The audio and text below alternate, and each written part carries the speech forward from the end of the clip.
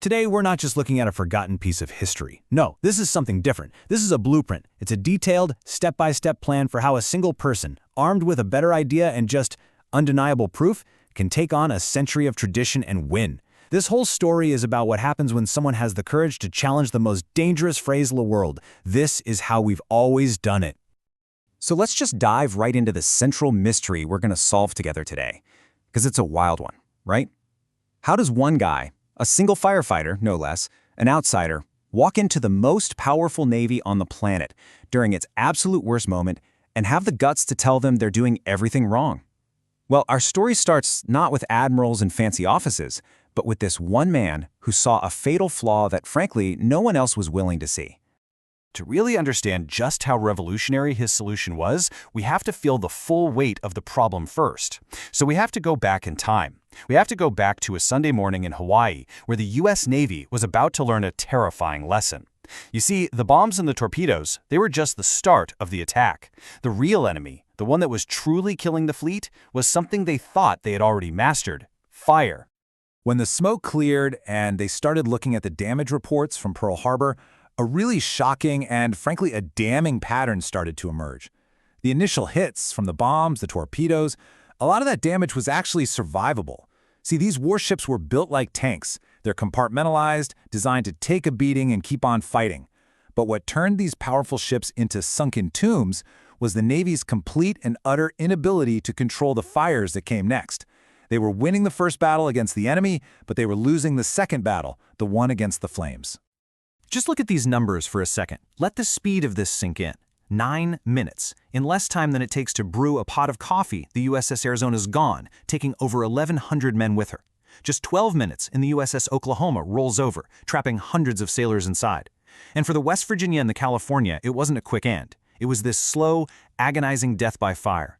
We're talking 30 hours, 3 whole days, burning, while damage control teams armed with what we'll soon learn were completely obsolete tools could do little more than watch. So here's the crucial point, the thing that everybody was missing. The Navy was totally prepared to fight the enemy. They were not prepared to fight the consequences of that fight. You can think of it like this. The bombs and torpedoes, they opened the wound. But it was the raging, unchecked fires, often fed by thousands of gallons of leaking fuel and oil, that caused the fatal bleeding. The U.S. Navy was being defeated by its own playbook.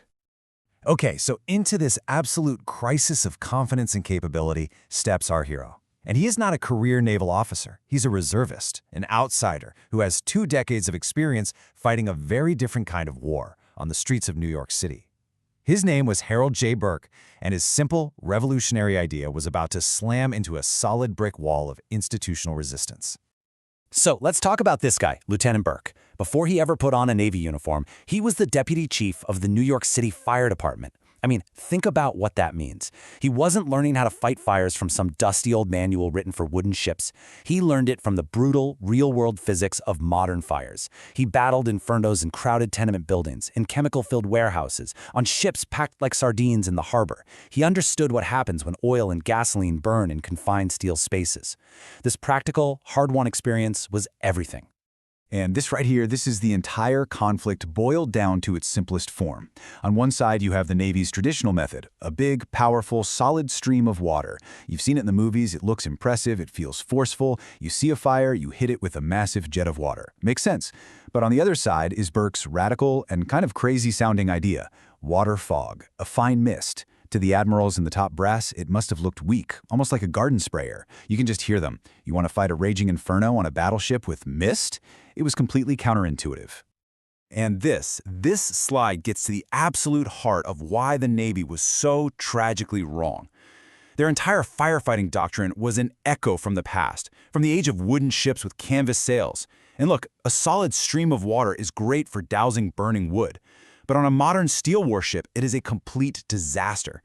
When you hit burning pools of oil or gasoline with a solid stream, you don't put it out, you just splash the burning fuel everywhere, spreading the fire to new places. And even worse, it can't absorb enough heat to cool down a superheated steel compartment, which basically turns into an oven, cooking everything and everyone inside.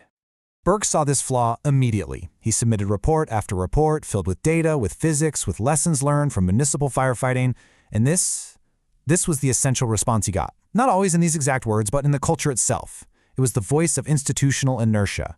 It's those 7 most expensive words in business, and in this case, they were the 7 most deadly words in the Navy.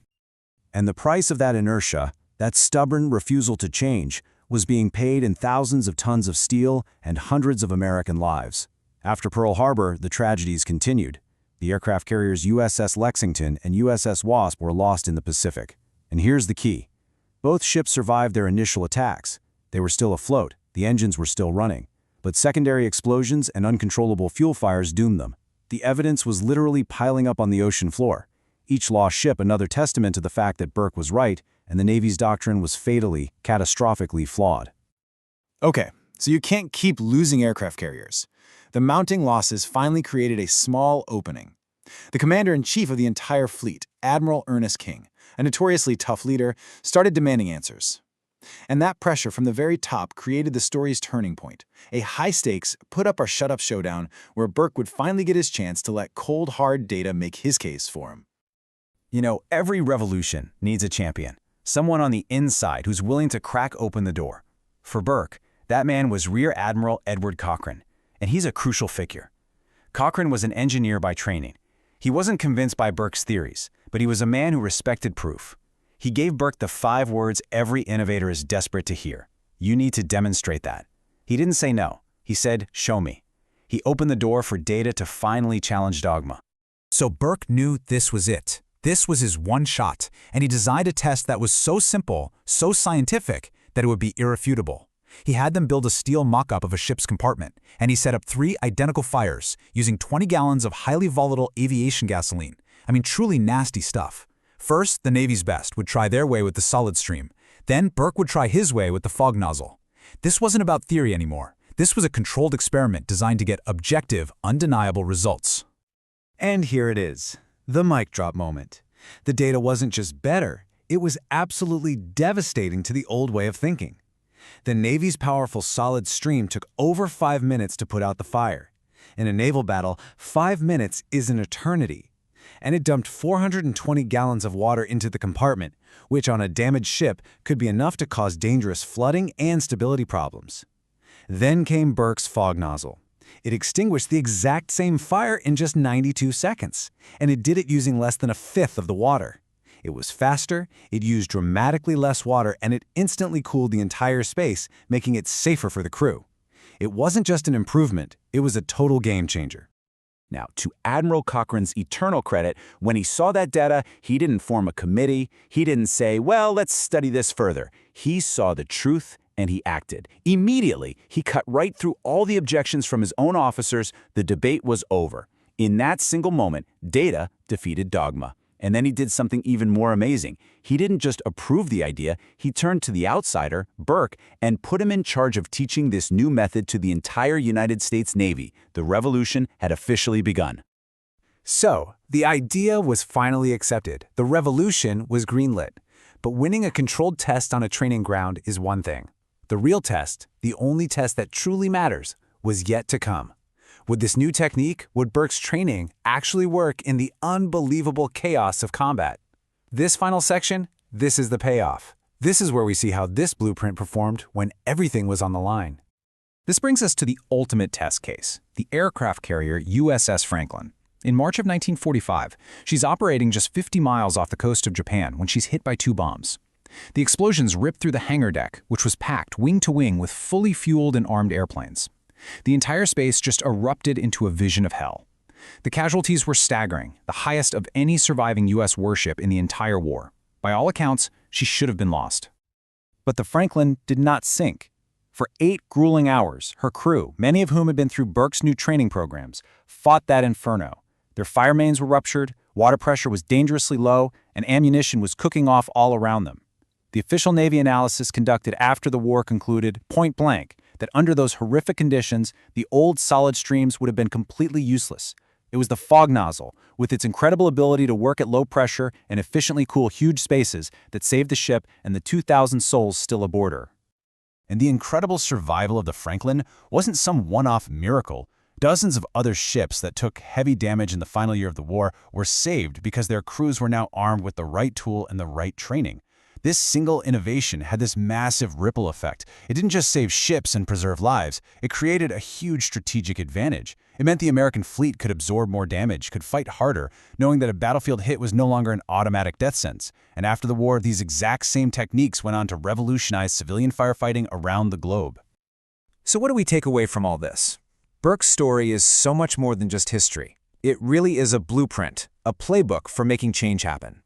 It teaches us first to always be suspicious of the phrase, the way it's always been done. Second, prove your case. Don't just have an opinion, have data. Third, it's a powerful reminder that true expertise can often come from the outside, from someone with a fresh perspective. And finally, maybe the most inspiring lesson of all is that one persistent person who just refuses to take no for an answer can, in fact, change the entire system.